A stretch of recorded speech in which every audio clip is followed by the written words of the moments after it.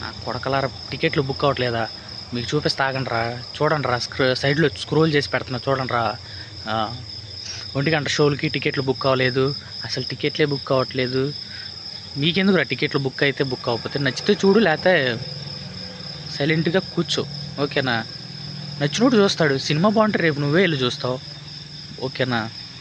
మంచి సినిమా, మన దేశాన్ని ఎలా శుభ్రం చేయాలి, ఎలా శుభ్రం చేసుకోవాలి అని మంచి సినిమా అన్నమాట. మనం రియల్గా ఎలా చేయలేము, అలా దాంట్లో అన్న చూసేసి మనం చేయగలిగింది చేయాలన్నమాట, ఓకేనా ఫ్రెండ్స్? మంచి సినిమాని